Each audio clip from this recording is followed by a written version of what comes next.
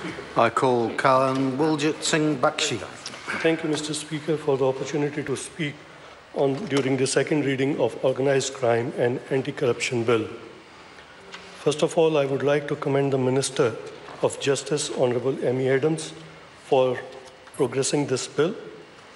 Even though our country has robust domestic law arrangements and enforcement and has low levels of corruption, we still need to keep working on becoming more immune from domestic and trans-international generated organized crime. I would also like to thank the members of the Law and Order Select Committee and the officials who guided us through this process. Mr. Speaker, the committee received 20 written submissions and heard 11 orally. There were changes recommended to the bill which appears to be accepted by all the members. Mr. Speaker, the last speaker, Jacinda Ardern, raised the issue that about the facilitation payment, the issue which came during the discussion of this bill. And it was quite debated at length, and the members of opposition also agreed that if we don't have this provision, then we are giving opportunities, we are taking away opportunities from the New Zealand businesses who are dealing in those areas.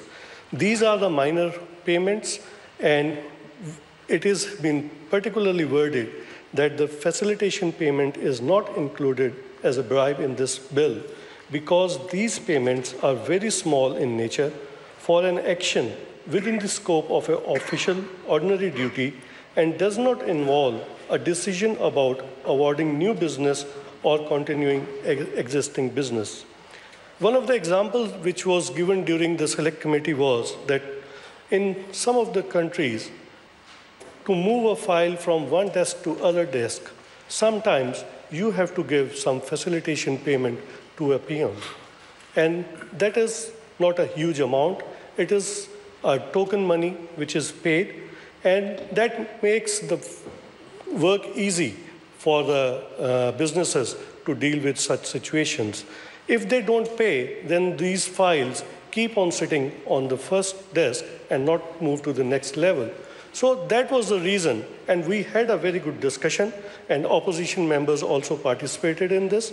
The member who was speaking before me was not present in the Select Committee. She didn't have the idea what discussions we had in the Select Committee.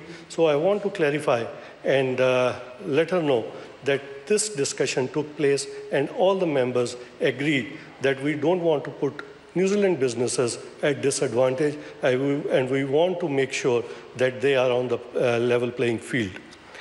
Mr. Speaker, another issue which came, which was also discussed at length, was the commencement date of the bill. Originally, it was proposed that 1st January 2016, the bill should be implemented, but the banks and the Union of the Banks came and suggested that it will be very hard on them to implement the software upgrade so that the provisions in this bill can be implemented. And I think it was a very reasonable call, and committee considered that, and the commencement date was moved from the 12 months after the date of signature from the Governor General. These are some of the issues which were raised during the Select Committee. Another issue which I would like to touch on, discussed during the Select Committee and raised by the banks was that individual names in prescribed transaction report should be removed. It was proposed that the name of the employee from the bank who has conducted that transaction, their name should be made public or known to the police.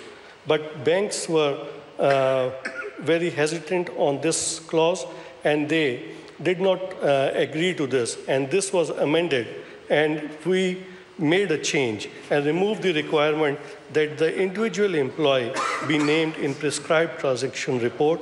This information isn't necessary for intelligence purpose and can be requested by New Zealand Police if necessary. If there is a reason for it, then police can ask the bank for the name of the person who has completed that transaction. Another issue which I would like to discuss today is that some of the issues were raised by the Privacy Commissioner during their submission, and they were considered in the Select Committee. And a special provision, as Minister mentioned, that it was omitted during the process, but it was already discussed in the Cabinet, that the Police Commissioner, before entering any agreement with international agency or renewing the existing agreement, they have to have a discussion with the Privacy Commissioner so that they are satisfied with the provisions of the agreement. This is all because we want to keep it transparent, Mr. Speaker, and this government is working that we should have the world-class laws available and transparent laws so that there is ease of doing business. Mr. Speaker, request for certain types of transactions to be exempted from the prescribed transaction reporting requirement and extending the maximum time of period of submission of such reports and date of commencement. There is uncertainty as to which reporting entities involved in the international wire transfer will be required to make a prescribed transaction report. Also, there are concerns that the penalty for failing to report prescribed transaction was too high. Mr. Speaker, one of the major priorities of this national-led government is to make communities safer for New Zealanders. We are working hard to prevent people from becoming involved in organized crime. Mr. Speaker, this bill aims to strengthen the law to combat organized crime and corruption. We are committed to be part of tackling this global problem and protect the country from threat posed by international and domestic criminal networks.